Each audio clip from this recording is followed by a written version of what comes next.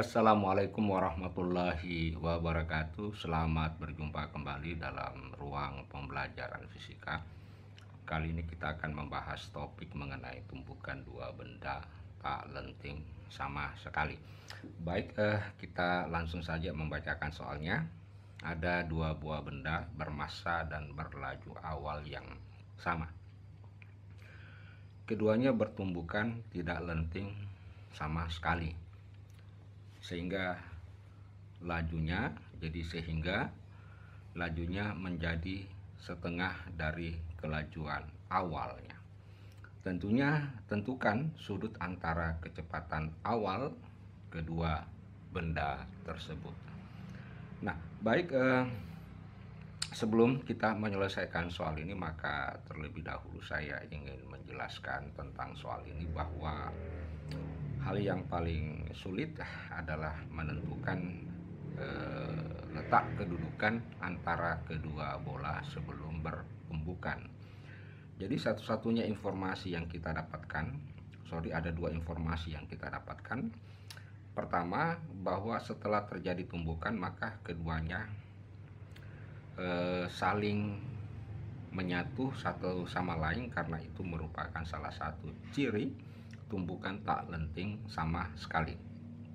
Nah, keduanya, jadi setelah tumbukan keduanya terikat satu sama lain, ya, menyatu satu sama lain dengan kecepatan setengah dari kecepatan semula. Jadi sehingga kalau saya ingin menggambarkan bahwa ini ada dua bola, ya, katakanlah ini momentum sebelum tumbukan, ya, ada dua bola momentum sebelum tumbukan.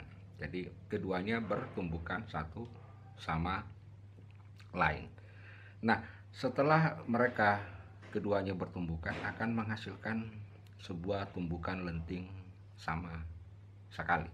Nah, syarat terjadinya lenting sama sekali bahwa kecepatan kedua bola setelah tumbukan adalah sama, ya, sehingga kecepatannya kedua bola sama, atau dengan kata lain bahwa kedua bola menyatu satu sama lain dengan kecepatan yang sama, di mana di dalam soal dijelaskan bahwa kecepatan setelah tumbukan lenting tidak sama sekali, tak lenting sama sekali, itu adalah setengah dari V. Oke. Sehingga momentum total keseluruhan dari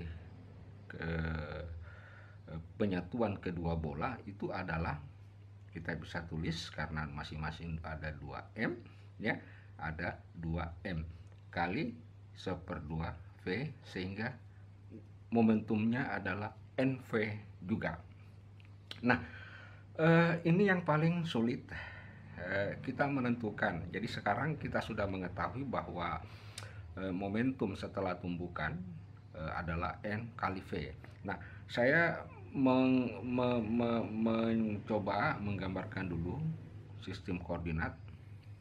Jadi ini hanyalah sebuah ilustrasi dulu, katakanlah ini adalah sumbu X dan ini sumbu Y. Nah, saya tempatkan katakanlah bola pertama ini dengan momentum adalah NV, arahnya ke sumbu X. Nah, penempatan bola kedua ini yang harus kita gunakan sedikit logika di dalam berpikir. Satu, kalau saya tempatkan di sumbu-sumbunya, katakanlah di sini, ya, saya tempatkan di sumbu-sumbunya, kemudian kecepatannya arah berlawanan, oke, maka itu tidak akan mungkin terjadi tumbukan lenting benda tak lenting sama sekali, ya. Kemudian kedua, jika arahnya saya ubah ke sini, maka ini juga tidak akan mungkin terjadi tumbukan. Mengapa? Karena mereka berdua memiliki momentum yang sama, artinya bola ini tidak akan mungkin mencapai benda LV karena ada jarak. Berarti di daerah sumbu X tidak akan pernah kita temukan bola kedua untuk ditempatkan. Nah, selanjutnya kita misalkan tempatkan di sumbu Y. Ya, di sumbu Y. Jadi bisa di sumbu Y arahnya ke sini. Oke. Maka hasil tumbukan ini kalau kita ambil besaran apa? Kita ambil segitiga siku-siku. Nah, katakanlah ini adalah hasil tumbukannya, ya. Karena arahnya ini ke sini, arahnya ini ke sini, berhasil tumbukannya. Nah, kita coba periksa. Katakanlah berada pada jarak yang sama. Kenapa harus pada jarak yang sama? Karena karena momentumnya sama. Kapan jaraknya tidak sama, maka tidak akan terjadi tumbukan. Jadi harus jaraknya sama. Sehingga kalau kita coba periksa ini, apa betul tidak ada kemiripan ke sini. Nah, oleh karena itu saya tulis dulu, langsung saya akarkan ini MP, ya. NV kuadrat ditambah NV kuadrat, kemudian akar.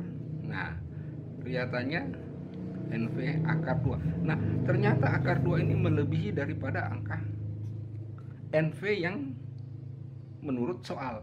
Berarti tidak akan mungkin di sumbu Y. Nah, bagaimana halnya kalau misalkan bola kedua saya tempatkan di daerah sekitar sini, katakanlah antara ini dengan ini. Nah, ini juga tidak akan mungkin. Kenapa? Logikanya pasti hasil tumbukan momentumnya akan bertambah semakin membesar. Kenapa? Karena arahnya ini ke sini dan arahnya juga ini orientasinya sama, sehingga kalau dijumlahkan secara vektor maka hasil penjumlahan vektornya akan melebihi nilai NV. Jadi sedangkan di sini sudah lebih dari NV, apalagi di sini. Nah, maka pilihan kita yang paling cocok kemungkinan besarnya berada di sebelah kanan sumbu Y. Jadi kemungkinannya berada di sebelah kanan sumbu Y, tetapi tidak berada di sumbu, tepat di sumbu X. Jadi bisa di sini, bisa di sini dengan arah dengan orientasi yang menuju pusat ini. Oke, jadi sudah bisa dimengerti bahwa ini yang saya maksudkan, bahwa diperlukan sedikit logika di dalam menyelesaikan soal ini. Baik, jadi kita sudah menentukan secara teori, secara logika, bahwa bola pertama berada di sumbu X dan bola kedua berada di antara X dan Y. Oke, berada di antara X dan Y dengan arah menuju titik pusat, katakanlah menuju titik pusat.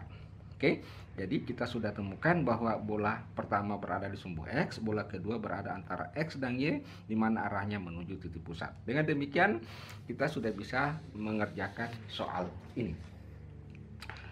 Baik, kita coba buat sketsanya, ya. Berdasarkan hasil analisis tadi. Jadi kita sudah bisa dapatkan. Jadi katakanlah ini, ya. Nah, ini adalah MV. Nah, saya gambar lagi ini sumbu Y, ini sumbu X. Nah, katakanlah bola kedua berada di sini, ya, menuju ke sini. Oke. Oke. Kemudian bola hasil tumbukannya tidak lenting sempurna adalah, ya. Jadi ini tetap sama dengan NV, ya. Jadi saya beri simbol ini, katakanlah ini momentum P, ini juga adalah momentum P, dan ini adalah momentum V aksan yang nilainya juga sama dengan NV. Oke. Nah, sudut yang mau ditanyakan adalah sudut antara kecepatan awal bola pertama dengan bola kedua. Katakanlah ini adalah sudut yang mau ditentukan, adalah alfa. Nah, misalkan kita pilih ini adalah theta 1, ya. Ini adalah theta 2. Nah, Dengan demikian, dengan menggunakan prinsip penjumlahan prinsip hukum kekekalan momentum, kita gunakan prinsip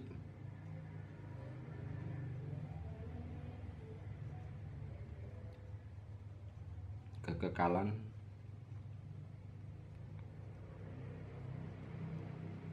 momentum. Nah, kita bagi dua, ada untuk sumbu 1, jadi ada untuk sumbu, katakanlah sumbu X. Nah, sumbu X itu kan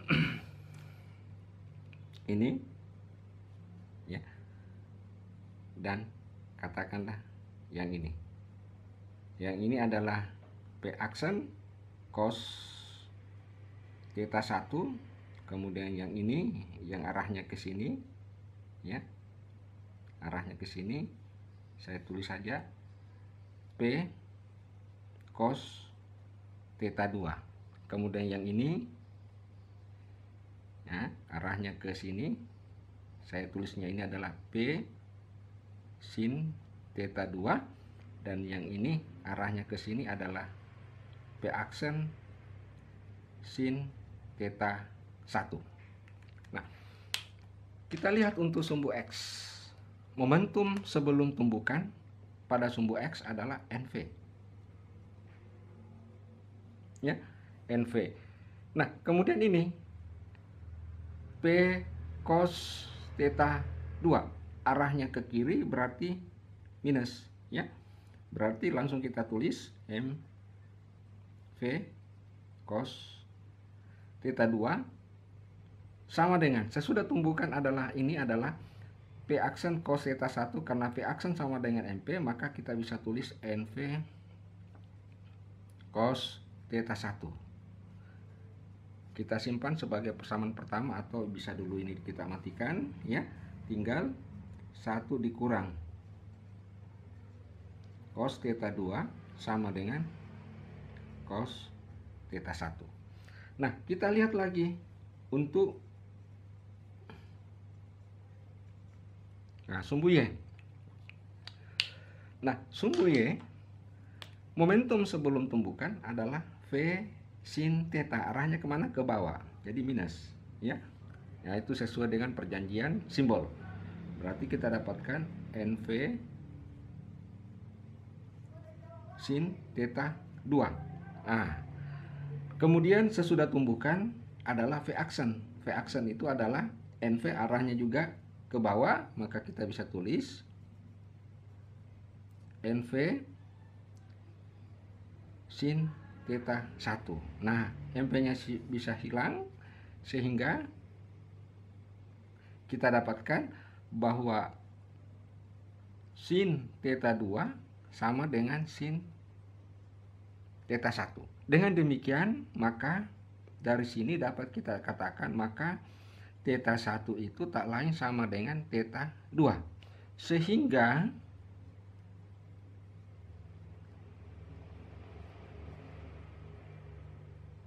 persamaan 1 menjadi, karena cos theta 1 sama dengan theta 2, jadi kita cari, karena theta 2 yang kita harus cari ya, theta 2 dulu yang kita cari. Berarti theta 1 sama dengan theta 2, maka theta 1-nya kita bisa ganti dengan theta 2. Jadi 1 kurang cos theta 2 sama dengan cos theta 2, sehingga kita dapatkan 1 sama dengan 2 cos theta 2. Kemudian setelah itu kita tinggal menyelesaikannya. Maka cos theta 2 sama dengan 1/2. Dengan demikian kita dapatkan theta 2 untuk cos theta 2 adalah 60 derajat. Oke, maka